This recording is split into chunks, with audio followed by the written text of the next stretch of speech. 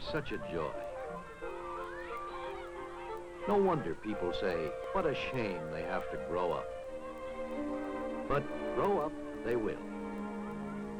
And the work of growing up is the lifelong study, director of the Children's Division of the Menninger Clinic.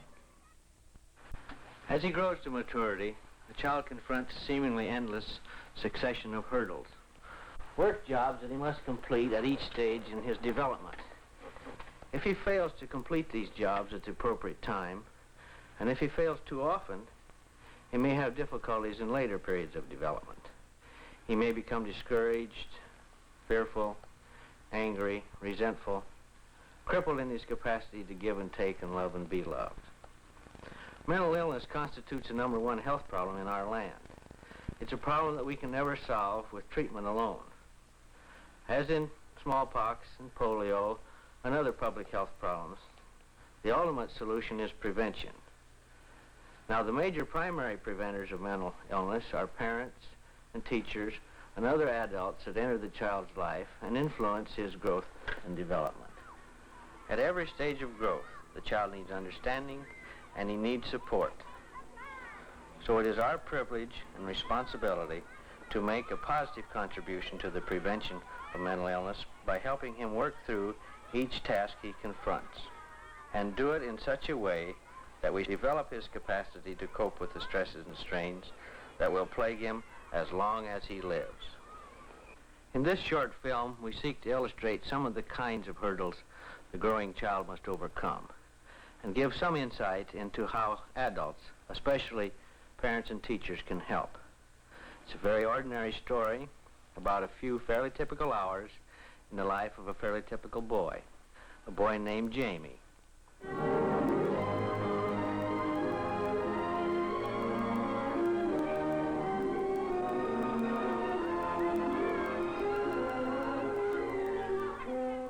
Who cares about Jamie?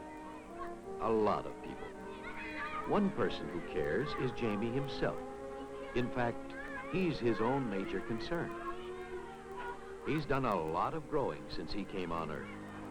But there's still more growing to do, much more. And Jamie is constantly self-impelled to get on with it. Yes, there's a lot of work to growing up. And Jamie still has so much of that work to do.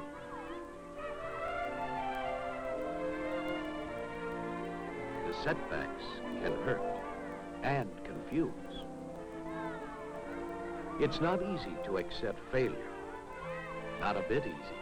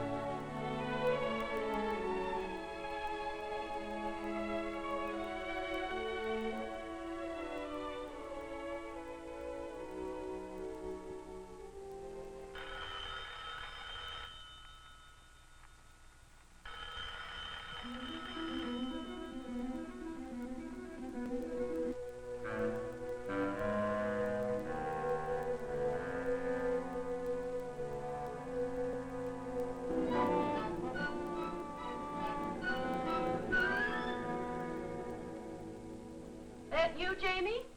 What happened in school today? Did you...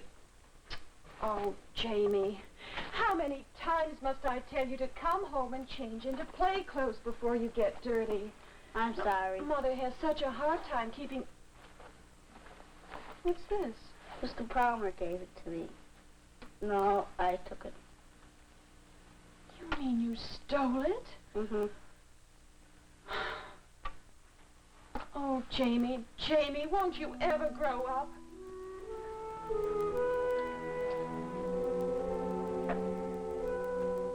Yes, Jamie will grow up. That's exactly what he's doing. Exploring his environment. Experimenting in his relations with himself and with other people. The work that lies ahead of him runs the gamut of all man's experience on Earth, because it must provide a foundation on which to build an adult life of useful service. He needs help in gaining from this particular experience added strength to hurdle the next. So let's turn back the clock and see what those adults who touch Jamie's life this day might do. Here he is, just released from school. A package of pent-up energy bursting with the need to see, feel, dig, smell, taste, hear, explore, climb. Above all, the need to be more grown up today than he was yesterday.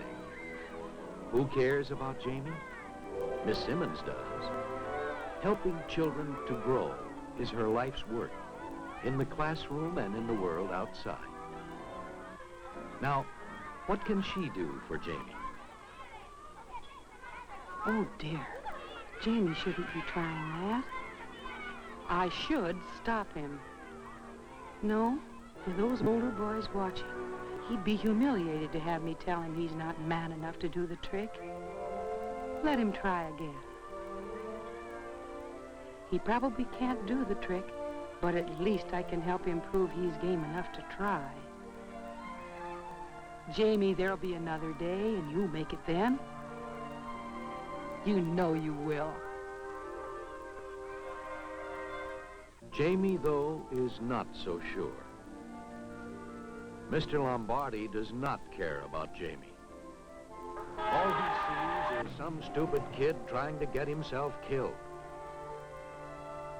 Is it reasonable to expect Mr. Lombardi to be concerned about the effect of this on the boy? Probably not. Falling off the bar, nearly getting yourself run over. It's things like this that make growing up so rough. Life was so much easier for Jamie when he was littler, when he didn't expect as much from himself, and neither did other people.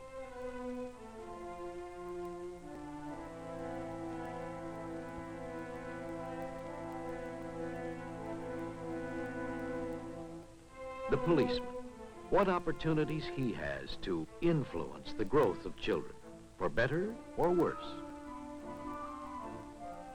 Now, what do you do about a boy who's just about to eat a worm? Bark at him? Frighten him? Flaunt your authority? You could try diversionary tactics. Steer him into some more constructive activity. But maybe you can help him best by just standing there as a positive image of a grown-up man. That's what it's all about. Jamie's yen to be a grown-up man. And let him save face by pretending he had no thought of eating that worm. Now, won't Mother be mad about the mud on those pants? Jamie doesn't care.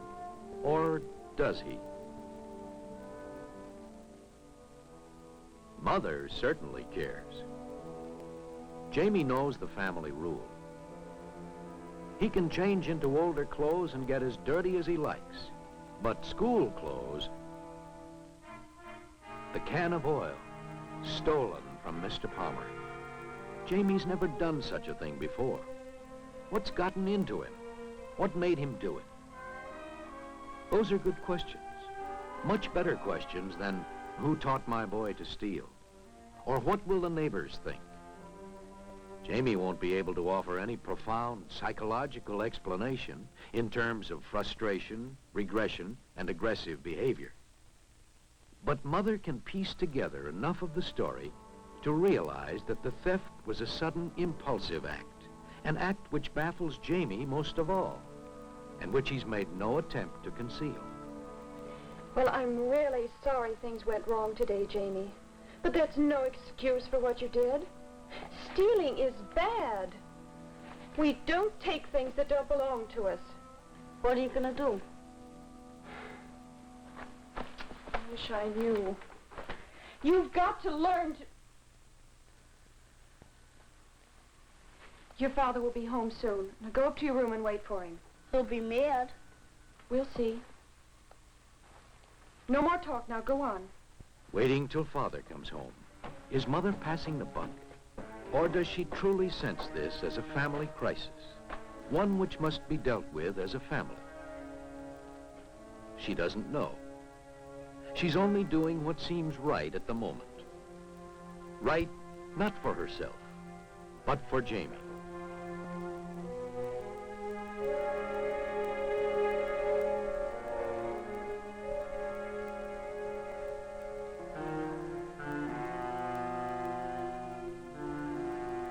Who cares about Jamie? Father does. Home from work, he's walking headlong into a problem. Anybody home? Problems are a common occupational hazard of child rearing. But the problems are also opportunities, provided parents and children don't choose up sides, but align themselves on the same side, Hi. understanding what the problem really is and working it through. Oh, I don't know. I'm worried about Jamie. He came home with this in his pocket. What do you mean? Well, I don't know. Apparently everything had been going wrong for him today. So he walks into Mr. Palmer's and steals it. And I just don't know what we're going to do. Do? He's just going to take it back. Jamie! No, Down here? I mean about Jamie stealing things. Oh, no, wait. Jamie hasn't become a thief overnight. He just... Well, I'll tell you what it is that's bugging him. He's just fighting back. And I want him to fight back. He just doesn't know who or where or what to fight. I'm sorry, Dad. I know you are, son. And I don't think you wanted to do anything bad. But just the same, that's what you did. Now, you're going to have to take this back to Mr. Palmer and apologize. You mean alone? No, Jamie, not alone. By going with you, your father is trying to say these things. What you did was wrong. Your mother and I understand why you did it, but we don't approve of what you did. We'll stand by you, though, when you're in trouble. And after dinner, when Father sends you to your room, he's saying, we want you to remember that what you did was wrong. And a person who does wrong things gets punished for it. More coffee? Oh, thank you, dear. I wonder, have we done the right thing? The answer is probably yes. Other parents might have responded quite differently and still been right. The important thing is that they act constructively out of their own conviction as to what is best for the child and their family, not from some abstract or theoretical notion about how parents ought to behave. What was that? He must have broke his lamp. Well, that does it. That boy's got to be punished. Oh, now be careful. Be careful. What do you mean, be careful? All right, young man, we've put up with just about all. I'm sorry, Dad. It was an accident.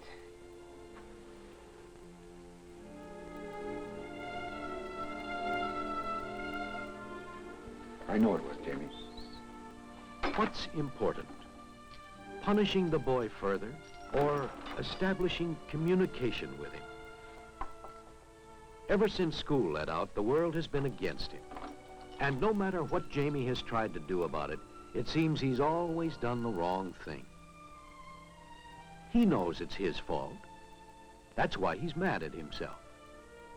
The trouble is, he's just too little, and he wants to be so grown up. Help me, Dad. Help me to grow up. There are so many ways that dads and mothers, teachers, policemen, and other adults can constructively help children along this rocky road to maturity. Making Jamie an equal partner in washing the car can help restore his sense of personal worth and help him identify with his father as the image of the grown-up man he's struggling to become. And how about taking the attitude that he's big enough to finish it on his own? It probably won't be quite so good for the car, but it can do a world of good for Jamie. And what of the hurdles each child must conquer? Too many defeats, too little understanding will grow in him like a cancer, eating away his capacity to make normal adjustments to the stresses and strains of life. To each of us is given the privilege of helping him over each hurdle in such a way that we strengthen his ability to overcome the next. Who cares about Jamie? If we all care enough, we can take a giant step toward wiping out mental illness.